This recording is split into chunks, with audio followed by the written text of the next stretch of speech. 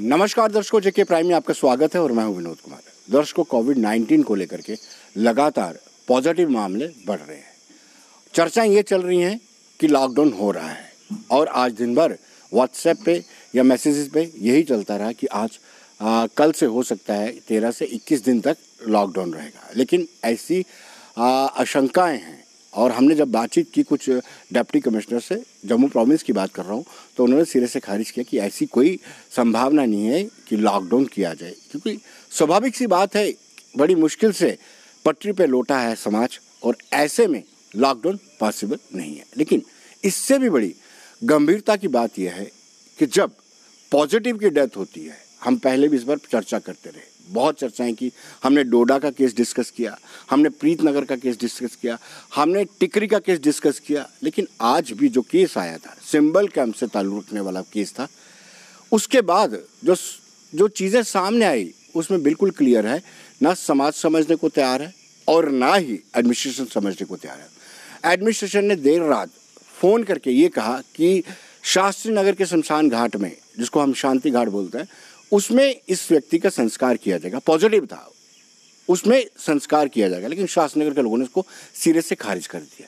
इस बात के लिए नहीं कि वो जानकार नहीं है, वो कहते हैं कि एक ऐसा ऑर्डर निकालना चाहिए, ऐसा आदेश या ऑर्डिनेंस होना चाहिए जिसके तहत जिस एरिया का व्यक्ति है, जिसकी डेथ होती है पॉजिटिव, कोविड-19 के तहत पॉजिटिव डेथ होती है, तो उसका उसी एरिया में उसका दाह संस्कार होना चाहिए। दूसरी बड़ी बात यह कि आदेश भी जारी हुआ था कि एक कोविड-19 डेडिकेटेड शमशान घाट या ग्रेवयार्ड बनना चाहिए, उस पर भी कोई अमल नहीं किया गया। लेकिन आज फिर वही बात हुई। आज सुबह 6 बजे संस्कार करना था शास्त्री नगर शांति घाट में, लेकिन उसका तवी में दाह संस्कार किया गया। चिंता की बात है, हमें समझना चाहिए। फिर हमने कुछ लोगों से बातचीत की।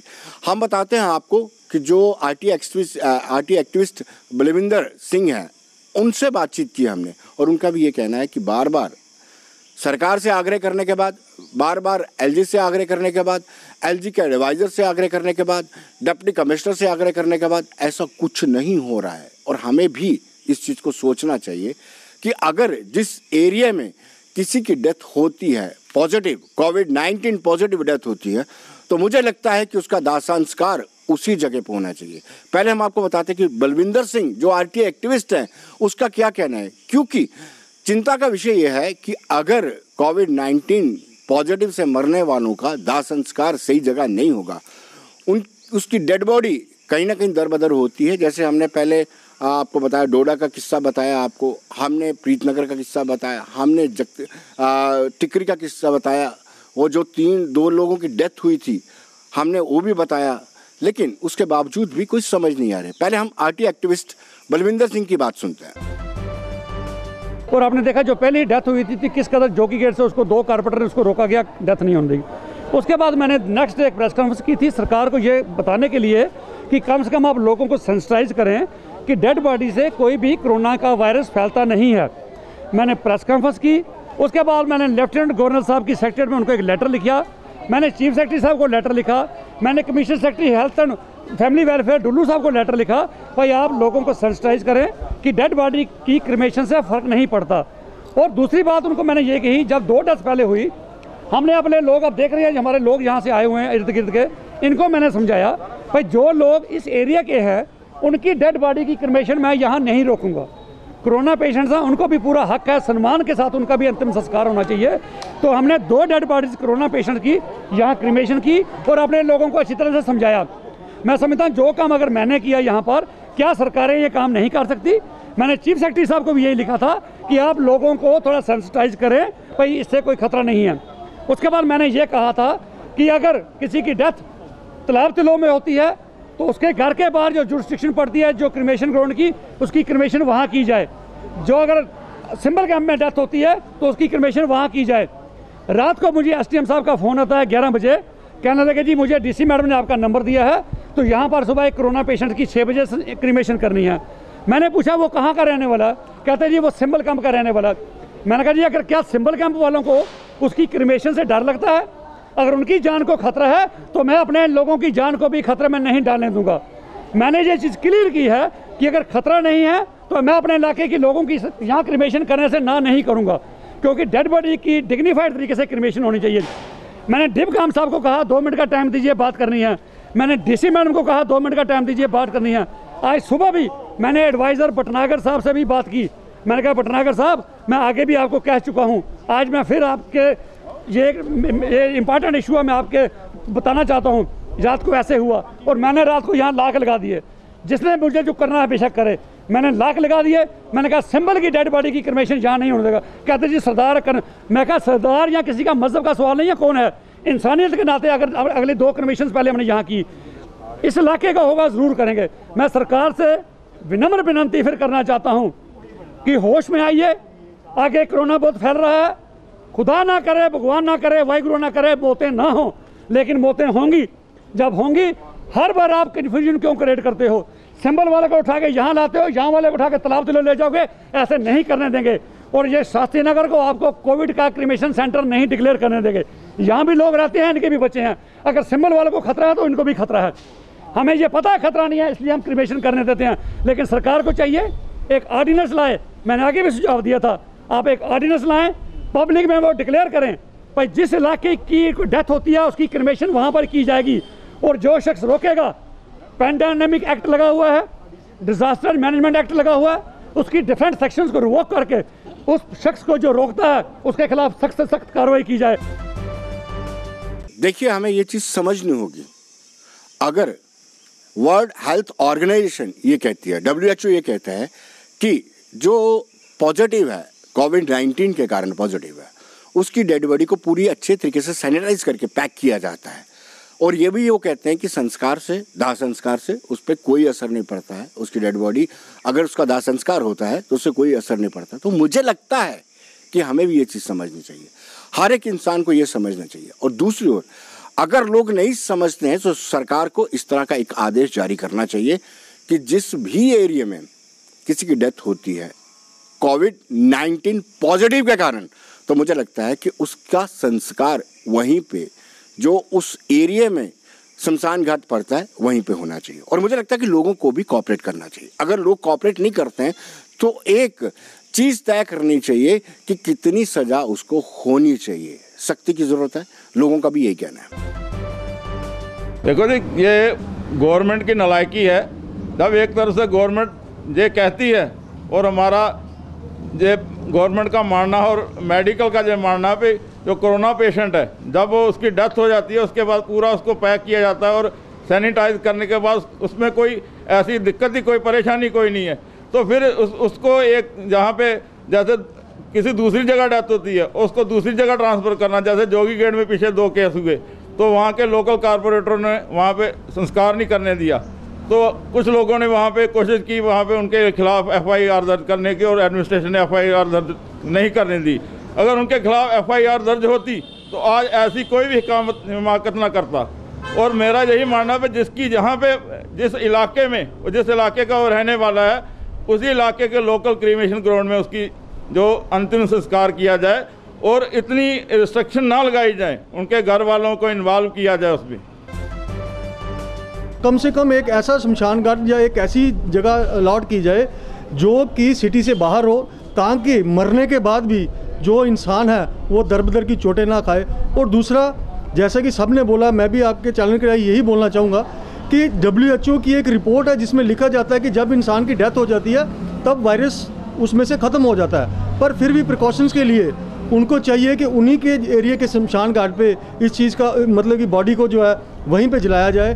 क्यों बाकियों को परेशान किया जा रहा है? और सबसे बड़ी बात, अगर प्रशासन इस टाइम तक सोया रहेगा तो मुझे लगता है जो कोरोना पॉजिटिव के केसेस दिन पर दिन बढ़ते जा रहे हैं और उसका नतीजा यही आएगा सामने कि लोग कोरोना को छोड़ के अपनी लड़ाई और ये लड़ाई आपस में लड़ पड़ेंगे। दर्शकों, सब लोग जानते हैं कि ये पेंडेमिक है, महामारी है। ऐसी परिस्थितियों में ऐसा तो है नहीं है कि ये कोई पहले से आप संयोजित थी, पहले से पता था कि अब महामारी आने वाली है। ऐसे में हम सबको थोड़ा सा संयम बरतना चाहिए। और प्रधानमंत्री बार बार निरंतर ये कहते हैं कि संयम बरतना चाहिए। और जिस एरिया में अगर किसी की पॉजिटिव डेथ होती है तो कोऑपरेट करना चाहिए। देखिए, डेथ किसी की भी हो सकती है और जिस तरीके से पॉजिटिव मामले लगातार बढ़ रहे हैं तो समाज को भी चाहिए कोऑपरेट करना चाहिए। और दूसरी बड़ी बात यह कि समाज आहिस्ता आहिस्ता, जब लॉकडाउन था समाज पूरा मास्क भी पहनता था, समाज सोशल डिस्टेंसिंग भी करता था, समाज 20 मिनट तक हाथ भी धोता था, लेकिन आहिस्ता आहिस्ता ऐसा क्यों हो गया कि अनलॉक 2.0 में हम आहिस्ता आहिस्ता ये चीज़ें भूल गए। और यही एक कारण है कि मामले लगातार बढ़ रहे हैं और हमें इस बात की चिंता करनी चाहिए कि आगे मामले ना बढ़ें। और दूसरी बड़ी बात यह है कि किसी की डेड बॉडी का संस्कार अच्छे तरीके से होना चाहिए। ये रीति रिवाज धर्मों में भी लिखा हुआ है, तो हमें ये मान के चलना चाहिए कि सरकार को भी इस चीज़ की इत्तला होनी चाहिए। सरकार को भी ये चीज़ माननी चाहिए कि जिस जगह पे जिसकी डेथ होती है, जिस एरिया का वो ताल्लुक़ रखता है, जिस एरिया से वो ताल्लुक़ रखता है, उसका संस्कार उसी एरिया में होना चाहिए और उस एरिया के लोगों को भी कोऑपरेट करने की ज़रूरत है। पहला मामला प्रीतनगर का आया था तो सिटी में उनका संस्कार होना था, लेकिन वहाँ के लोगों ने मना कर दिया। इवन कॉरपोरेटर जो पढ़े लिखे लोग होते हैं उन्होंने भी मना कर दिया। ऐसा नहीं होना चाहिए और लोग भी यही चाहते हैं। इसमें कोई समस्या नहीं है। जिस एरिया में रहने वाला रेजिडेंट है उसकी कोरोना और नॉन कोरोना से डेथ होती है, उसी एरिया के जो जुरिस्डिक्शन का वो क्रिमेशन ग्राउंड है उसका वहाँ संस्कार किया जाए। ये नहीं हो सकता कि छंडी मत से आप उठाए यहाँ से उसको सिंबल कैंप ले लें और सिंबल वाले को उठाए और सिटी ले आए, यहाँ ले आए, या जोगी एट वाले को उठाएं, शहर वाले को हॉस्पिटल ले आए। ऐसे नहीं हो सकता। जिस जिस एरिया में वो रेजिडेंट है उसका जो नियर बाई क्रिमेशन ग्राउंड है वहाँ उसका संस्कार किया जाए। कोई कोरोना से इन्फेक्शन नहीं फैलती है, ये बिल्कुल मिथ है, बिल्कुल गलतफहमी है लोगों को। और नियरेस्ट और इससे कोई कन्फ्यूजन नहीं है। आप देखो सिंबल से उठाया है एक आदमी और गवर्नमेंट यहाँ ले शास्त्री नगर, क्यों भाई? सिंबल में एरिया नहीं है, सिंबल में संस्कार करने के लिए जगह नहीं है, वहाँ उसका संस्कार कीजिए। और शास्त्री नगर के गांधीनगर के लोग जो है उनके लिए शास्त्री नगर बना हुआ है। सिटी के लोग हैं वो जोगी गेट जाएँ, तालाब तिल्लो के लोग शक्ति नगर जो वहाँ जाए शक्ति नगर में, तो झगड़ा किस बात का? ये गवर्नमेंट की जो एडमिनिस्ट्रेशन है, जो डिस्ट्रिक्ट एडमिनिस्ट्रेशन है, ये खुद कन्फ्यूजन क्रिएट कर रही है। इनको समझ आनी चाहिए डिप्टी कमिश्नर को और बाकी लोगों को भी, ये अपने अपने एरिया में सब लोगों का क्रिमेशन किया जाए। जो भी अनफॉर्चुनेट डेथ होती है क्रिमेशन उसकी कोरोना वायरस की या ड्यू टू नेचुरल डेथ, इसलिए रोके। आप ऑर्डर कर दीजिए भाई जहाँ जहाँ जम्मू डिस्ट्रिक्ट में किसकी डेथ होती है कोरोना से, जो नियरेस्ट उसके शमशान घाट नियरेस्ट क्रिमेशन ग्राउंड है उसमें उसका संस्कार किया जाए, चाहे वो हॉस्पिटल वाले करें चाहे उसका रिलेशन करें। ये तो केस टू केस डिपेंड करता है, इसमें क्या कन्फ्यूजन है? दर्शकों, मामला कश्मीर का है, संजीदा है, क्योंकि कश्मीर में रेड जोन बहुत ज़्यादा एरियाज आ चुके हैं।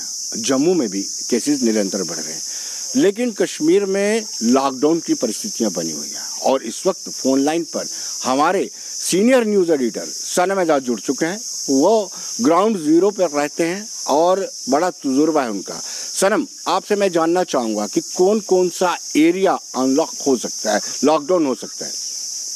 देखिए विनोद जी, अगर कश्मीर की बात करें तो जिस तरह से केसेस आए हैं उनको देख के कहा जा सकता है कि कोई भी कश्मीर का एरिया जो है वो इस वक्त लॉकडाउन में लाना जरूरी है। कोई भी ऐसा एरिया नहीं है जिसको हम कहेंगे कि यहाँ अनलॉक होना चाहिए। सिचुएशन आपको श्रीनगर की मैं ये बताऊं कि 11 दिन का बच्चा भी कोविड का शिकार होके मरा है और 70 साल का बुजुर्ग भी। आज अभी तक जो है हमारे पास डाटा है 8 डेथ्स हो चुकी हैं और इन 8 डेथ्स में 11 साल का बच्चा जो है कुलगाम का है वो भी कोविड होके मरा है और बारामूला से लेके नॉर्थ कश्मीर, साउथ कश्मीर या श्रीनगर हर जगह से जो है डेथ हुई है। और सुबह आज जब हमने पहली बार सुबह जब नींद से उठे तो पहला कॉल यही आया कि कोविड की डेथ हुई। यानी श्रीनगर में और कश्मीर वैली की अगर बात करें कोविड इस वक्त इस तरह से, आपको एक और मिसाल देना चाहूंगा कि अभी मैं पिछले 10 मिनट में श्रीनगर के लाल चौक से हैदरपुरा की ड्राइव कर रहा था तो इन 10 मुझे लगता है संपर्क कट गया, दोबारा से संपर्क साधते हैं। दर्शकों, संपर्क कट गया था लेकिन अब दोबारा सनम एजाज जो हमारे सीनियर न्यूज़ एडिटर है वो हमारे साथ जुड़ चुके हैं। सनम, सवाल ये है कि क्या एसओपी को फॉलो नहीं किया जा रहा है, सोशल डिस्टेंसिंग को फॉलो नहीं किया जा रहा है, लोग मास्क नहीं पहन रहे हैं, इतनी तादाद कैसे आ रही है? देखिए विनोद जी, एसओपीज को फॉलो अगर किया जाता तो फिर कश्मीर का ये हाल नहीं होता। फिजिकल डिस्टेंसिंग, सोशल डिस्टेंसिंग होती तो फिर ये हाल नहीं होता। कल तक जो सिचुएशन थी कश्मीर की वो था कि इसको खेल समझा जा रहा था। सोशल मीडिया के कुछ जो हैं जो लोग हैं सोशल मीडिया पे वो इसको साजिश चालें बता रहे थे। उन सब के साथ में ये कश्मीर में बहुत से लोगों को लगा कि नहीं कुछ है, कुछ लोग कह रहे थे पैसे का खेल है, तो फिजिकल डिस्टेंसिंग, सोशल डिस्टेंसिंग कुछ कहीं पे नजर नहीं आ रही थी। और उसके परिणाम आज ये है हमारे पास कि हमारे यहाँ सिर्फ डेथ्स आती है, हमारे यहाँ पॉजिटिव केस आते हैं और हमारे यहाँ हर एरिया से आ चुके हैं। कश्मीर में ये बताऊं कि श्रीनगर का अगर कहें तो करीबन 60 एरियाज है श्रीनगर के जहां से जिन्हें रेड जोन ऑफिशियली तौर पे आज डिक्लेयर किया जा चुका है। ये श्रीनगर की बात है। श्रीनगर से बाहर जो इलाके हैं दूसरे डिस्ट्रिक्ट्स में, वहां पे भी सिचुएशन इस तरह। सिर्फ एक कश्मीर में इलाका ऐसा है गांधरबल का और उसके साथ साथ बांडीपोरा का हम इलाका जहां से केसेस की तादाद कम आई है। अदरवाइज पूरा कश्मीर का हर इलाका, हर जगह से केसेस जो है वो बहुत ही बुरी तरह से आ रहे। और ये केसेस के साथ साथ अब आपको बताऊं मैं विनोद जी, श्रीनगर के जो अस्पताल है, जो बड़े अस्पताल है जहाँ कोविड का ट्रीटमेंट होता है, वहाँ अब पेशेंट्स के लिए वेंटिलेटर्स नहीं है। मैं श्रीनगर के सिकम्स की बात करूँ, वहाँ की अथॉरिटीज ने मुझे और रिकॉर्ड ये बताया कि अब उनके पास जो नौजवान आने लगे हैं, जो युवा जो है तो कोविड का शिकार है और जिन्हें वेंटिलेटर पर डालना है वो इस परेशानी में है कि वेंटिलेटर्स पे जो है ऑलरेडी बुजुर्ग लोग हैं, क्या उनको हटा के नौजवानों को रखा जाए या उन बुजुर्गों को ही कंटिन्यू किया जाए उस वेंटिलेटर पे। यानी सिचुएशन गंभीर इस तरह से हो चुकी है कि श्रीनगर के अस्पतालों में जगह नहीं है, ना वेंटिलेटर्स पे और ना वार्ड जो बनाए गए थे स्पेशल वार्ड जिनके, वहाँ पे जगह नहीं है। अब कश्मीर यूनिवर्सिटी के साथ वाला जो REC है वहाँ पे उस जो हॉस्टल है उसको कन्वर्ट किया जा रहा है हॉस्टल टाइप में। एक तरह से उसको है तो वो क्वारंटीन सेंटर, लेकिन कोशिश की जाएगी कि वहाँ पेशेंट्स को अगर और आते तो वहाँ ही रखा जाए। यानी सिचुएशन खुद ही अलार्मिंग कितनी है आप अंदाजा कर सकते हैं सारे से। लेकिन सनम, क्या जागरूकता में कमी है, अवेयरनेस में कमी है? क्योंकि बार बार प्रधानमंत्री भी बोलते हैं और इतनी ज़्यादा ऐड भी चल रही है। अगर हम किसी को फ़ोन करते हैं तो पहले यही आता है कि आपने सोशल डिस्टेंसिंग को मेंटेन करना चाहिए। इतनी लापरवाही आवाम क्यों कर रही है? देखिए विनोद जी, कल तक लापरवाही थी, आज वो लापरवाही नहीं देखी। लेकिन कल तक की लापरवाही के पीछे कई कारण है। एक तो है कि जो कहीं न कहीं लोगों में लंबी खेल हो गई थी, 2-2.5 महीने का खेल हो गया तो लोगों को लगा कि यूज तो हो गए थे। यूजुअली हम कहेंगे कि यूज तो हो गए कि इस चीज के साथ अब लेके चलना है। तो फिर ये भी था कि यार ये आम लोगों को नहीं, कुछ स्पेसिफिक लोगों को इम्पैक्ट करता है। ये हर चीजें जो अलग अलग तरह से अलग अलग थ्योरी दी जाए। और फिर कश्मीर में एक ग्रुप वो भी है लोगों का जो कहता है कि सब करने वाला ऊपर वाला है, भगवान अल्लाह उसके भरोसे छोड़ देते हैं। तो अल्लाह भगवान के भरोसे जिसने अकल भी दिया, दिमाग भी दिया कि अल्लाह तो ठीक है लेकिन उससे पहले आपको अकल से काम लेना है, वो चीज यहाँ अकल वाला काम कुछ जगहों पे नहीं लिया गया और ये सिचुएशन इस वक्त बनी हुई है। विनोद जी, सिचुएशन किस तरह से खतरनाक है इसका अंदाजा किया नहीं जा सकता है। सिर्फ डॉक्टर जो बता रहे उसको देख के कहते हैं डॉक्टर कि अभी शुरुआत हुई है नए फेज की। और क्योंकि कश्मीर में अब ये म्यूटेट हो चुका है, डॉक्टर कहते हैं कि पहले ये नौजवानों को उनका जो यहाँ पे जो केस आ रहे हैं वो नमूनिया के केस आ रहे हैं। कोविड के रिलेटेड जितने भी केस है वो ऑलरेडी नमूनिया, जो बायलैटरल नमूनिया होता है जिसे कश्मीरी में डबल नमूनिया पहले कहा जाती है, यूजुअली विंटर्स में होता था, कभी कभी अगर कोई और माइनर के साथ। लेकिन आज 90% केसेस जो है वो बायलैटरल नमूनिया के आते हैं अस्पतालों में और ये डॉक्टर्स कहते हैं कि अलार्मिंग सिचुएशन है। सनम, स्किम्स के डॉक्टर्स के साथ भी आपकी बातचीत होती रही होगी और सबसे बड़ा इंस्टीट्यूशन है वो, और क्या कहते हैं वो डॉक्टर जब यूथ में इस तरह के सिम्टम्स आते हैं, यूथ कोविड-19 से संक्रमित होता है, ये सबसे बड़ी चिंता की सिस्टम है। क्योंकि हम सब जानते हैं कि इम्यून सिस्टम यूथ का बड़ा अच्छा होता है और इम्यून सिस्टम अच्छा होगा तो हम बच भी सकते हैं। देखिए विनोद जी, इम्यून सिस्टम की पहले बातें की जाती थी और कहा जाता कि यूथ में इम्यून सिस्टम स्ट्रांग होता है और वो इस कोविड का मुकाबला कर सकते हैं, वो सिम्पटमिक हो जाते हैं, ये पहले कहा जाता है। लेकिन अब डॉक्टर्स कहते हैं कि इसने म्यूटेशन कर लिया है, जो कोविड वायरस है इसने अपना कैरेक्टर चेंज कर लिया है। अब ये बाद में अटैक करता है, पहले नमूनिया कर देता है ये और बायलैटरल नमूनिया कर देता है और तब तक आदमी को पता ही नहीं चलता है जब तक कोविड ने इसको बायलैटरल नमूनिया करता है और उसके बाद उसके सिम्टम्स आ जाते हैं। और ये बहुत ही खतरनाक है चीज है। और एक्सपर्ट्स मानते हैं कि ये इसका शायद म्यूटेशन का सेकंड फेज है। जो डॉक्टर्स हैं सोरा के या दूसरे डॉक्टर्स वो कहते हैं शायद सेकंड फेज है, और कहते हैं कि अभी दुनिया में ये सिस्टम यहीं पे कहीं पे कश्मीर नहीं हुआ है, और इस पे अब उनको रिसर्च करना पड़ेगा कि ये क्यों है। अब ये रिसर्च फेज में है, लेकिन जब तक रिसर्च का आउटकम निकलेगा तब तक कहते हैं डॉक्टर कि अगर एहतियात नहीं की गई तो तबाही फैलाएगा, क्योंकि अभी रिसर्च उस पर होगा कि ये म्यूटेट हुआ, क्या हुआ, किस तरह हुआ, उसके बाद इसका इलाज या सिम्टम्स वगैरह देखे जाएंगे। तो फिलहाल कहते हैं डॉक्टर सिर्फ जान बचानी है, किसी भी तरीके से इससे अपने आप को बचाना है। सनम, आप भी लोगों को जागरूक करें, हम भी अपने स्तर पर लोगों को जागरूक करेंगे और लोग भी जागरूक हो। पहला फंडा ये होना चाहिए सनम कि जो लोग किसी से मिलते हैं ये सोच लेना चाहिए कि जो आगे वाला है उसको पॉजिटिव सोच करके मिलें और उतना डिस्टेंस मेंटेन करके रखें। जैसे प्रधानमंत्री कहते हैं कि 2 गज की दूरी रखिए, जब तक आपके पास मेडिसिन नहीं आती है इसकी आप मास्क पहन के रखिए, आप सैनिटाइज किए, 20 सेकंड तक हाथों को धोइए। तो सनम बहुत बहुत शुक्रिया आपका। दर्शकों, अब हम बात करेंगे कश्मीर बांडीपुरा में किलिंग की, जिसमें वसीम बारी और उमर और उनके वालिद आतंकवादियों ने इन तीनों को मार दिया था। लेकिन आज राम माधव ने उनको श्रद्धांजलि दी और साथ साथ में ये भी कहा कि हम जितने भी आतंकवादी इसमें मुलव्विस हैं जिन्होंने इनकी हत्या की है उनको न्यूट्रलाइज जल्द से जल्द कर दिया जाएगा। आइए देखते क्या कहते हैं राम माधव।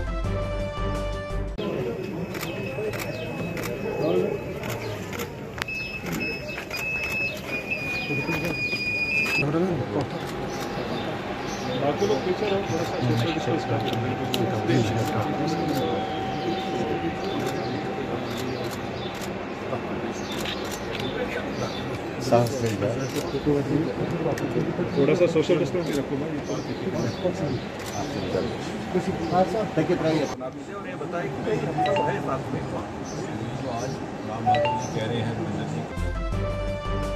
वसीम बारी के साथ और उनके परिवार के साथ जो आतंकवादियों के तरफ से जो घटना की गई है उससे हमें बहुत पीड़ा जरूर है और उसके परिवार को कुछ इमीडिएट कुछ मदद करने के लिए हम यहाँ आए हैं जी।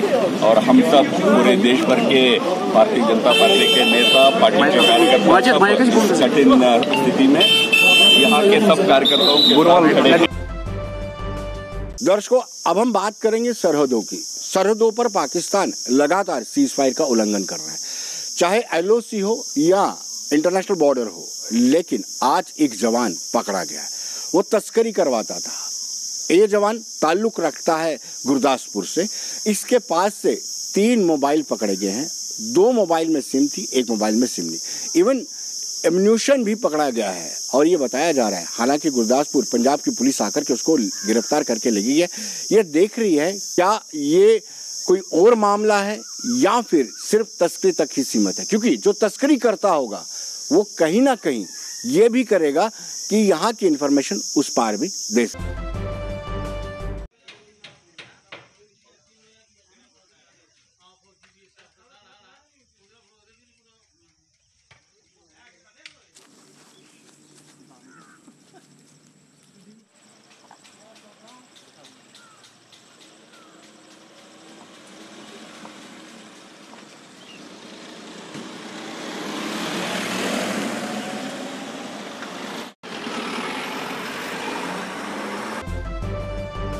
दर्शकों, बने रहिए देश दुनिया की खबरों के लिए और मुझे दीजिए अनुमति। नमस्कार।